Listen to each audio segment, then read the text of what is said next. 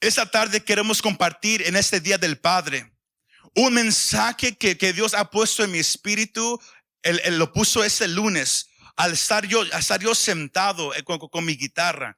Estaba yo teniendo un día un poco difícil porque yo podía sentir algo en mi espíritu, como que algo no andaba bien, sino hice algo que no había hecho yo en un buen tiempo, y fue agarrar mi guitarra, y la agarré y empecé a tocarla nomás acordes, ahí nomás sentado, cuando de repente Dios trajo a mi espíritu el canto que cantamos hace un momento atrás. Es un canto viejo que antes yo lo cantaba solo en mi cuarto, y Dios me lo trajo una vez más a mi espíritu, nomás de la nada.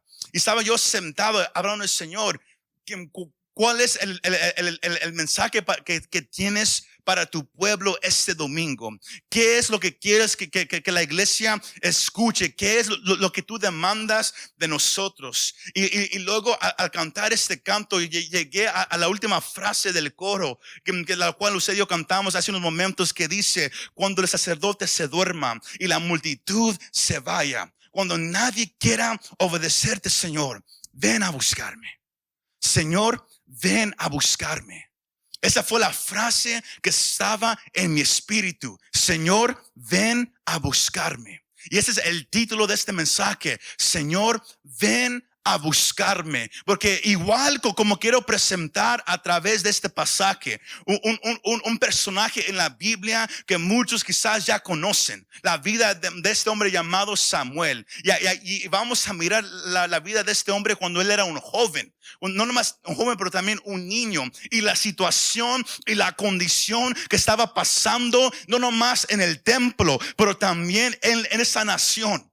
Porque si usted toma el tiempo en su casa y lee este libro de Primera de Samuel, el enfoque en los primeros 12 y 13 capítulos es la vida de este hombre. De cómo el pueblo de Israel estaba al final del periodo de los jueces. Como Dios había levantado varios hombres y mujeres.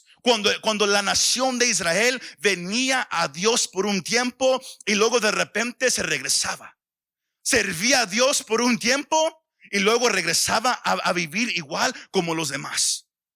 Igual como hoy en día hay momentos en nuestra vida espiritual donde usted y yo venimos a un lugar como este templo, a este edificio, nos congregamos con la iglesia, buscamos a Dios, Dios empieza a moverse, sentimos su presencia, nace algo en nosotros, pero el momento que salimos de la puerta, el momento que regresamos a nuestro carro y nos vamos a la casa o a la tienda después del servicio, ese fuego que estaba muchas veces se empieza a apagar. Muchas veces se empieza a caer poco a poco. Y el pueblo de Israel, ellos tenían ellos eran reconocidos por subir y bajar, en su caminar con el Señor. Y el periodo en el cual el escritor dice, 1 de Samuel, el capítulo 1, el versículo 3, nos deja saber algo muy interesante. Por un buen tiempo había estado un hombre llamado Elí. Él era descendiente de Aarón, que era el primer sacerdote de Israel. Mas Elí había llegado a ser el sacerdote sobre esta nación.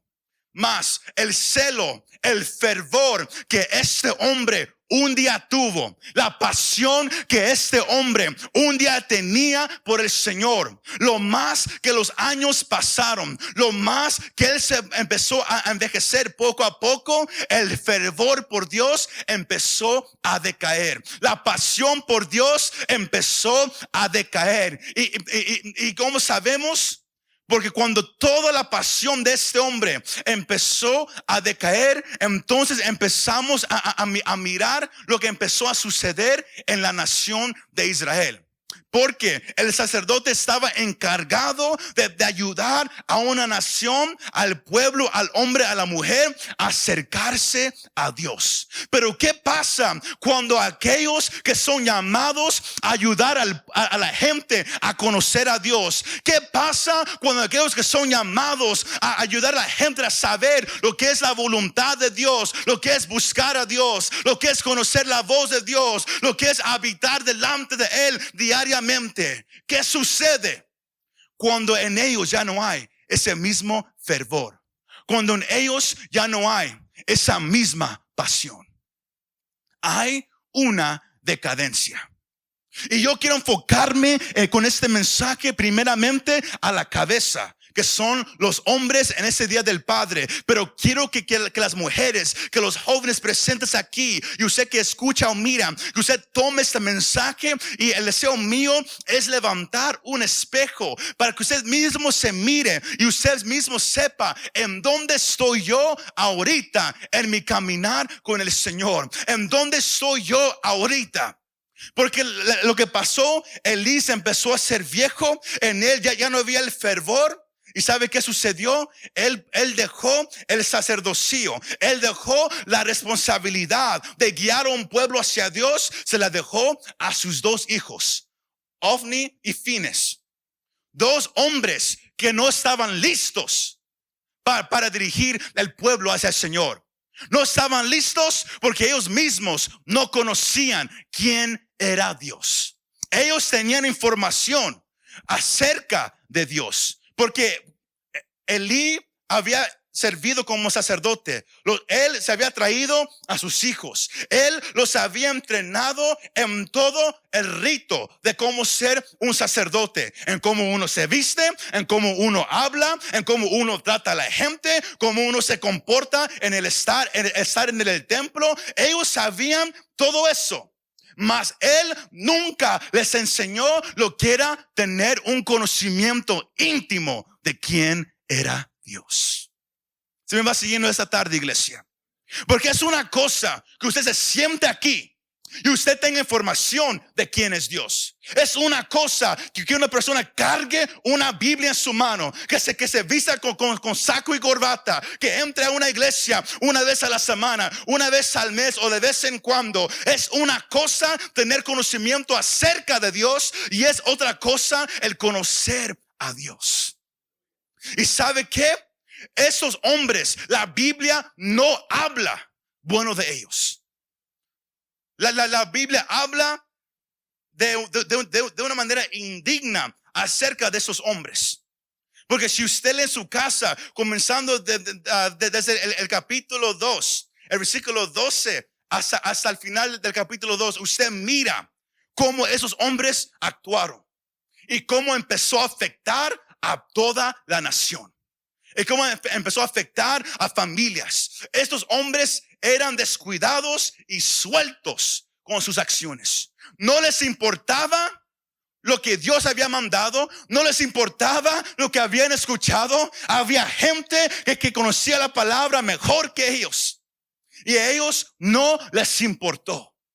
La Biblia los describe como malvados, impíos, indignos, hijos de Belial.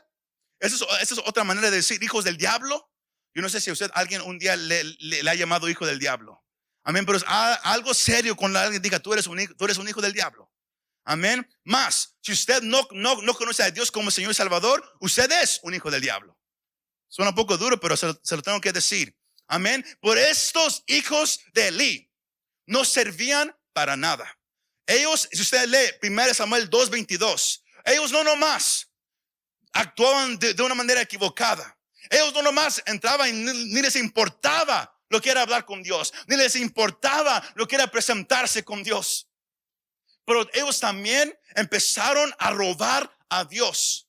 Porque el sacerdote había una ofrenda de carne que se ofrecía a Dios. Y había individuos que cuando ellos venían traían un poco de carne para ofrecérselo a Dios, y ellos ponían la carne a hervir y luego le ofrecían la mejor parte a Dios, y lo que sobraba era para que comieran los sacerdotes del templo. Mas esos hijos de Elí, ellos no les importaba lo que Dios había mandado. Ellos entraban y antes que el pueblo pusiera la carne a hervir, cuando la carne todavía estaba cruda, ellos entraban y ellos demandaban que se les diera lo mejor a ellos primero. Y ellos no tomaban en cuenta el mandamiento de Dios. Y esos hombres eran sueltos con sus acciones. Ellos estaban casados, pero 1 Samuel 2:22 nos deja saber que hasta ellos empezaron a acostar con las mujeres que servían en el templo también. Si no nomás había había falta de respeto hacia Dios en la ofrenda, pero ahora había perversidad en la iglesia. Había una actitud mala en medio del pueblo de Israel, y todos sabían lo que estaba pasando, mas nadie hacía nada. El sacerdote Elí sabía lo que sus hijos estaban haciendo, mas por su amor como padre, él no quiso corregir a sus hijos. Estamos viviendo ahorita usted y yo en una sociedad igual como la condición en la cual Israel se encontraba en ese momento. El tiempo no me alcanza para dejarles saber todo lo que está pasando en medio del pueblo de Dios, especialmente en los Estados Unidos, cómo se han levantado tantos casos de abuso sexual entre pastores, entre predicadores, entre cantantes, cómo hay gente que ahora busca más el micrófono, que busca más el ministerio, de vez de buscar la presencia de Dios. Hay gente que entra ahora a la iglesia y no viene con ningún deseo de encontrar a Dios. No viene con ningún deseo de mirarlo cara a cara. No viene con ningún deseo de que Dios le hable. Nomás entra a escuchar y irse, porque nomás están viviendo igual como los hijos de Elí. En ellos no hay un deseo de cambiar. No hay un deseo de que Dios los use. No hay un deseo de que Dios les hable. Ellos nomás quieren hacer el rito que ellos aprendieron desde niño. Nomás hacerlo. Aquí soy bien y me voy. Cuando Dios ya no quiere eso. Tenemos padres igual como Elí, que miran a sus hijos portándose mal, a sus hijos de una manera equivocada, mas no hacen nada para corregirlos. Se ha perdido, casi se me salía, I almost came out. I was close. Se ha perdido el valor del hombre de ser un padre hoy en día. Se ha perdido hombres fuertes hoy en día. Hoy en día la sociedad quiere hacer la mujer como el hombre y quiere que el hombre sea débil. Quiere que el hombre se haga a un lado. Quiere que el hombre ya no esté enfrente en el papel que Dios le ha dado. Y el hombre felizmente dice, está bien. Y se hace a un lado. Cuando Dios quiere levantar hombres fuertes hoy en día, Él quiere levantar padres fuertes hoy en día, porque la sociedad está cayendo, y es porque los padres fuertes ahora hay muy pocos. Está muriendo una generación de hombres que conocían a Dios, de hombres que ardían por Dios, de hombres que amaban a Dios y corregían a sus hijos y los instruían en el camino del Señor. Esa generación poco a poco se está muriendo, y Dios quiere levantar una generación igual una vez más. Ahora, en este mensaje yo no espero que alguien aplauda o diga amén, porque este mensaje va a ofender a muchos. Ellos eran malvados. Ellos no respetaban o conocían a Dios. Ellos trataban a Dios con menosprecio. Y si usted sabe algo acerca de nuestro Dios, es que cuando Dios mira la condición pecaminosa de una persona, de una familia, de una iglesia, de una ciudad o de una nación, Dios en su misericordia, Dios en su gracia, Él siempre trae una palabra de advertencia. Y gracias a Dios por esas palabras de advertencia. Porque si Dios no nos corrige, si Dios no nos advierte, usted y yo vamos a morir en el pecado y ser perdidos para siempre. Pero el amor de Dios es un amor de un Padre eterno, un amor de un Padre que quiere mirar que aquellos que le conocen vivan de acuerdo a su palabra, y aquellos que no lo conocen, que vengan a conocerlo como Señor y Salvador. Y por eso Él habla a veces mensajes duros para despertar a su pueblo, para sacudir al que se ha dormido y prender el fuego una vez más en aquellos que han perdido la pasión por su presencia. Más, todo pecado Dios lo va a juzgar. Muchos aquí ya saben eso. Dios tiene que juzgar el pecado, iglesia. La palabra de Dios nos manda Porque Dios en su naturaleza, Él es perfecto. Y Él tiene que juzgar y condenar el pecado.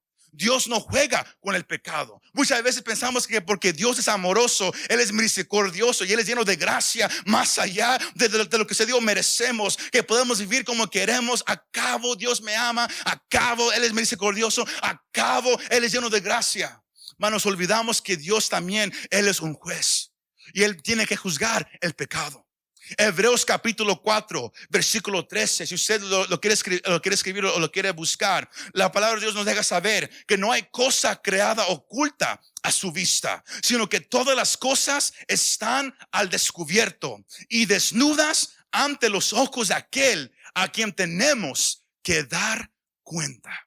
Un día cada persona va a morir y va a tener que darle cuenta a Dios por la vida que vivió, por la información de la cual usted tuvo acerca de Dios. Y Pablo dice en Romanos 14:12, de modo que cada uno de nosotros dará a Dios cuenta de sí mismo. Yo no le voy a dar cuenta de usted a Dios. Yo no le voy a dar cuenta de mi esposa. Yo primero le tengo que dar cuenta a Dios por cómo yo viví mi vida, por lo que yo enseñé, por lo que yo prediqué, por lo que yo viví, por lo que yo creí, todo lo que yo hice en frente de Dios, en frente de ustedes, en privado. Todo va a venir un día a la luz y Dios va a juzgar cada acción de todos nosotros. Y eso fue lo que pasó con los hijos de Elí. Al final del capítulo 2, Dios manda un profeta. No sabemos el nombre, pero llega un profeta con una palabra de Dios hacia Elí y hacia sus hijos. Y él dice que Dios sabe todo lo que ustedes han hecho. Y primeramente tú, Elí, cómo tú amas a tus hijos más que mí. Y cómo has dejado que tú, sabiendo cómo ellos viven, tú sabiendo cómo ellos andan, tú sabiendo lo que ellos están haciendo, más no has hecho nada para corregirlos, no has hecho nada para quitarlos de su posición. Ahora vendrá sobre tú y tu familia a curse, se dice en inglés. Pero él mandó un juicio hacia esta familia. Y a través del profeta, él le dejó saber, el mismo día morirán tus dos hijos y luego tú vas a morir. Y no quedará nadie de tu familia como sacerdote. Y yo levantaré un sacerdote conforme a mi corazón. Y si usted escribe esa parte, esa parte se cumplió en Primera de Reyes, el capítulo 2, cuando después Dios levantó los hijos de Sadoc, the sons of Zadok, que eran hombres conforme al corazón de Dios.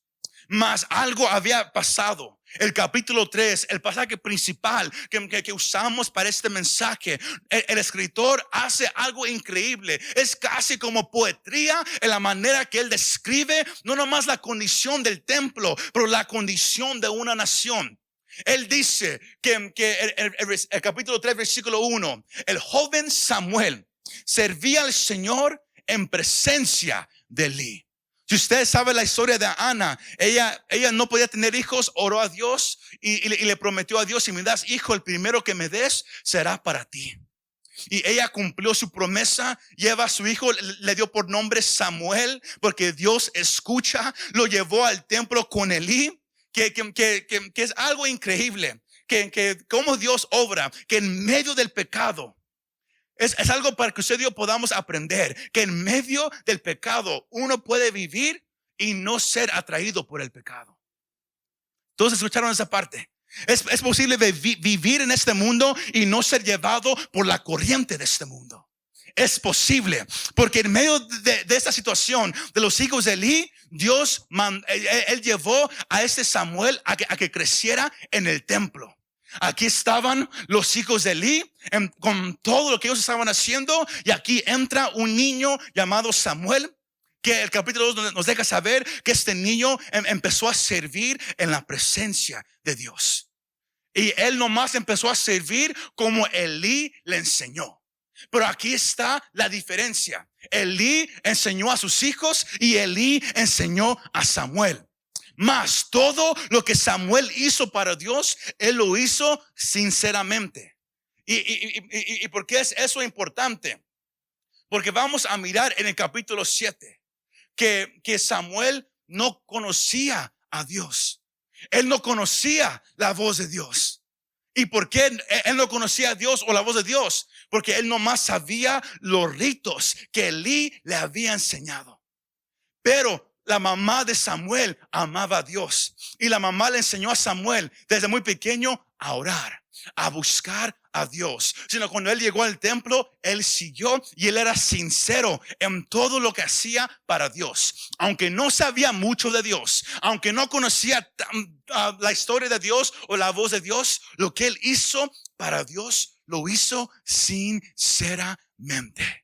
Sino es posible, porque hay muchos que dicen, es que yo quiero acercarme a Dios, mas yo no sé mucho de Él. Es que yo no sé mucho de la Biblia. Yo nomás sé hablar con Dios un poco. Eso es suficiente cuando se hace sinceramente para Dios. ¿Cuántos están conmigo todavía en esta tarde?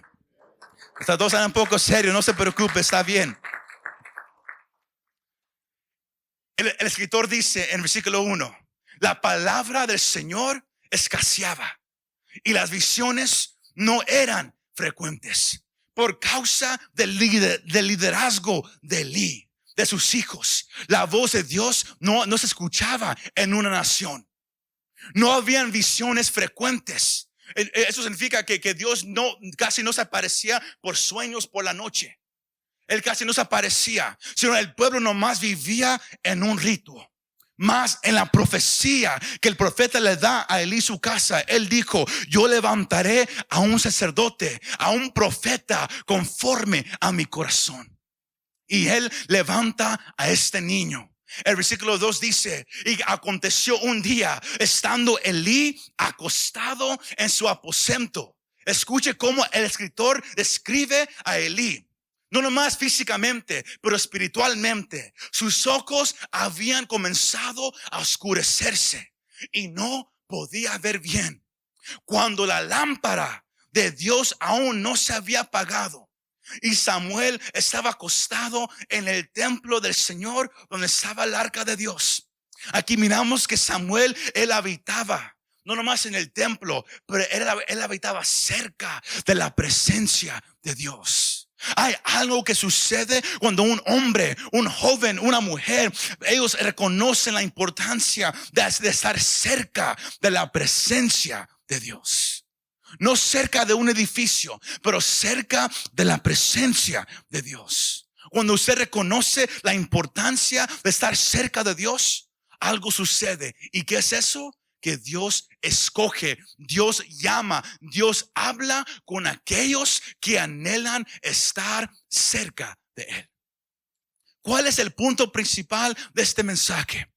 Estamos viviendo ahorita en una condición similar a lo que estaba pasando en Israel. Estamos teniendo una iglesia en este país que poco a poco está perdiendo el fervor, está perdiendo la pasión. Usted y yo hemos elevado a los músicos, hemos elevado a los predicadores, hemos elevado a las denominaciones, hemos elevado lo que es el hablar, el cristianismo, hemos elevado lo que es vestirnos de una cierta manera, hemos hecho todo el rito que uno conoce, mas la iglesia en este país se ha olvidado de la importancia de estar delante de la presencia de Dios. Y cuando Dios quiere hacer algo, Él siempre empieza a buscar para ver si alguien está escuchando, para ver si alguien responde a su llamado.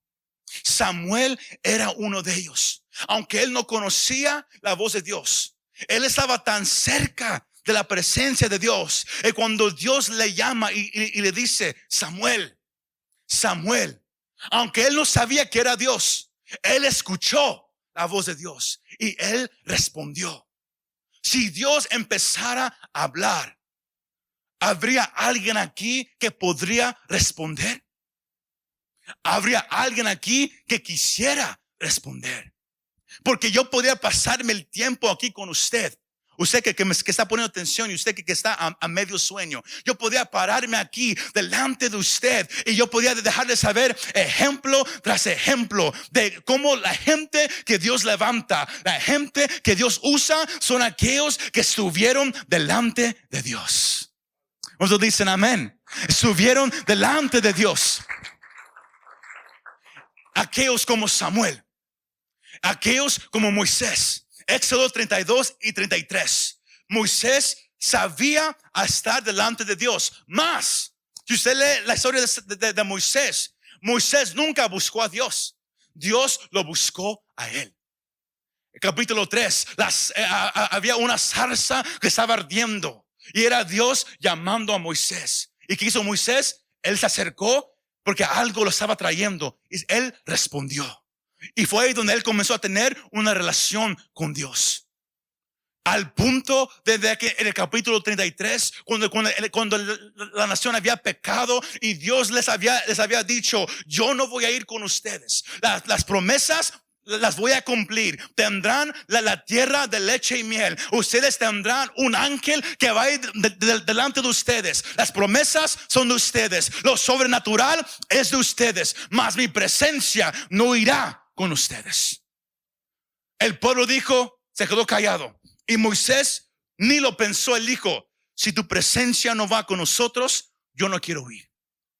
Hoy en día hay gente que busca el milagro, busca la mano de Dios, busca que Dios haga algo, mas no quiere nada con Dios. Buscan las promesas de Dios, buscan que Dios cumpla lo que Él dijo que va a hacer, mas no quieren nada con Dios. Y están felices porque recuerde, Dios había dicho, la tierra de leche y miel es tuya. El ángel va a ir con ustedes. Tendrán protección, tendrán la promesa, tendrán lugar para vivir, tendrán comida, tendrán ropa, tendrán todo. Todos aquí dirían, praise the Lord, aleluya, Dios ha contestado mis oraciones. Mas él dijo, mas yo no iré con ustedes. Yo no iré con ustedes. Y Moisés dijo, yo prefiero estar pobre, yo prefiero no tener trabajo que vivir mi vida sin ti. Josué era igual. Ahí mismo en Éxodo dice que Moisés habitaba en esa tienda de encuentro. Y dice que cuando Moisés se iba a su casa, Josué nunca se apartaba de ese lugar. Nunca. Él vivía en la presencia de Dios. Y cuando Dios buscó a alguien para dirigir al pueblo después que Moisés se murió, él sabía, yo sé a dónde ir.